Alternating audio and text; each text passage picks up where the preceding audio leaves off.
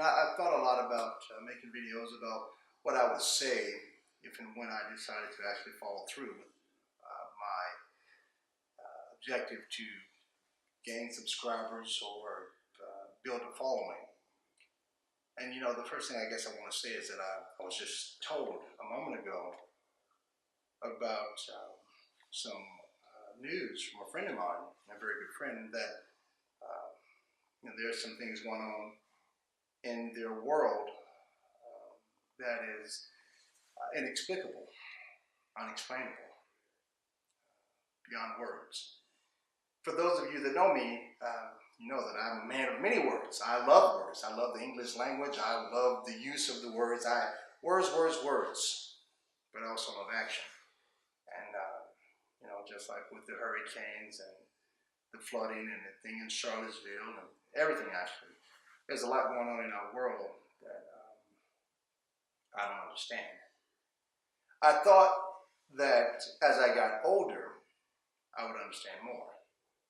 But as I was explaining to someone yesterday, the older I get, the less I seem to understand. So I'm going to start a series where every day I'm going to talk about things that I don't understand. And maybe in your comments you could help me to understand some of the things that I don't. First off, how do you explain to someone that, how do you explain something that's serious? And when I say serious, I mean, how do you explain to a friend that they've offended you? How do you explain to a family member that they've wronged you? How do you recover from those things? How do you move forward? I hear a lot of pastors talking about forgiveness, and I hear a lot of people talking about forgiveness, and even the Bible. I don't want to take this away from the biblical basis that I think it should be, but those are words that we read, and even though I know the Spirit is real, the Bible that I read says that the Spirit is willing, but the flesh is weak. Surely we want to believe what we see and read. We want to believe those words, and we do, and we may be emotionally moved through the Spirit. But when you've been hurt beyond words, how do you get over that? How do you get beyond it? What do? Some people confront those things. Some people confess their sins to God, to other people, through confessions, like in a Catholic church, or through other means. But I'm just curious. So I was wondering what I was gonna do. So now I know. It's time. So what I do every day is I'll pose questions that I don't understand. And the first one I'm asking, how do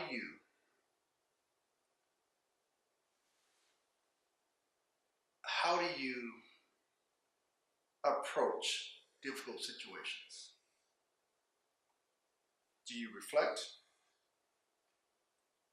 Do you ponder, contemplate? Do you counsel? What do you do? I'm just curious. There's a lot of different things that go on with a lot of different people.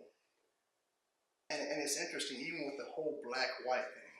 I'm a black male. And I was talking to one of my neighbors, and I thought it was interesting. He's 32 years old. I'm 47.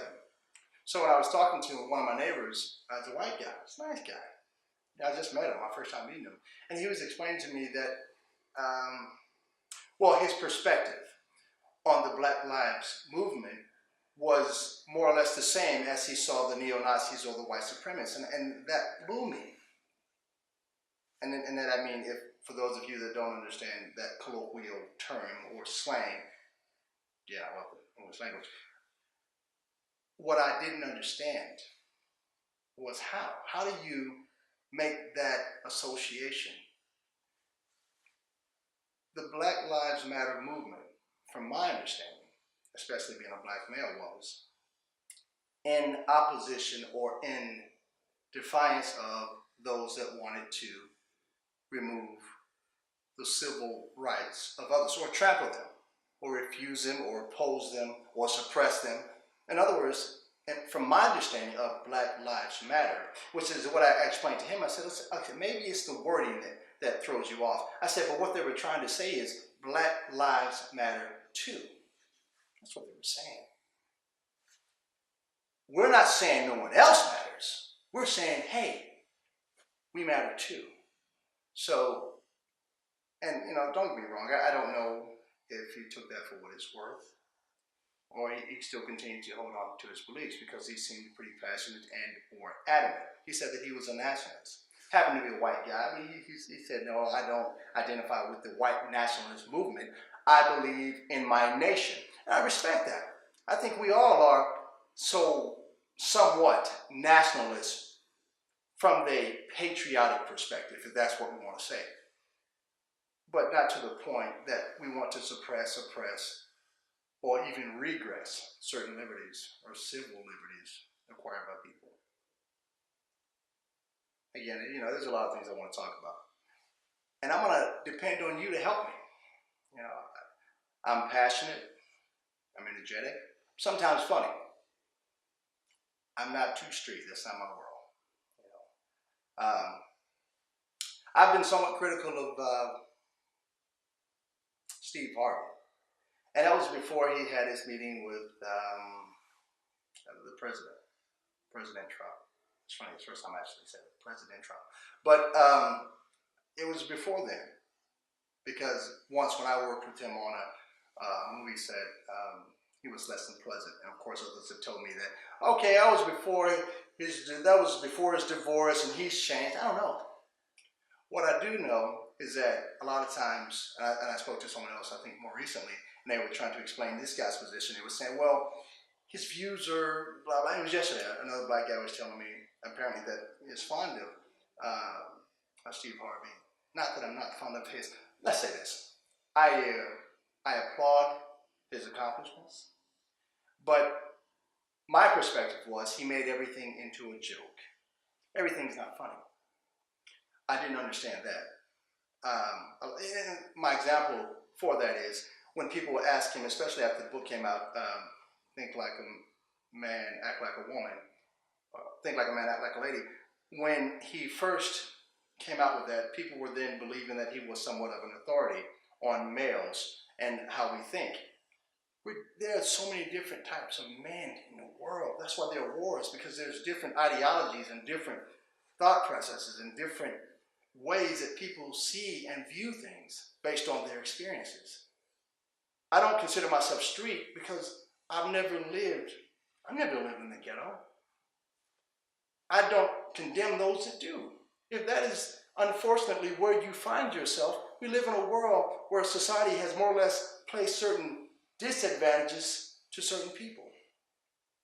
So everyone in certain situations or circumstances, I can assure you, I don't know anyone, even the people that live there, they're by choice. If they had a better opportunity to live in a place where they didn't jack up the gas prices or the food prices or the insurance was higher or the crime rate was higher, I'm sure those that live in those situations wouldn't choose to live there. But if you only have certain means, you do what you do, or you do what you can until you're able to do better. Guys, I don't know what to even call this segment or show or whatever it is. I do know I got a lot to say, and I didn't know where to start. But I do now. So I'm starting with, again, just to reiterate my first question. How do you convey serious topics, either offenses or matters of life and death? How do you convey that to a person that you love? That you're sick, terminally ill. I'm talking about from AIDS to cancer to anything that's serious. Or let's say you killed someone. I've never done that, but I'm sure, in my opinion, I believe that some of these people that have done certain things they have a conscience, because in all of us there's a Spirit of God. Whether we acknowledge it or not, there's a spirit within us that says we've been granted and blessed with the knowledge of good and evil. Good and bad is, I think that's relative, and or, it's interesting. A person brought up to me the other day, not too long ago, back when a lot of the Jim Crow laws were in place, our government backed or reinforced a lot of those ideologies. That was the law of the land at the time. So they were doing what they thought was right based on the time frame. So I have so many questions that I'm going to pose. I'm going to ask you guys. I'm Terrance Carson. Don't know what to call this. Maybe that's what I'll call it. I don't know what to call this. I'm Terrance Carson. Thanks for watching.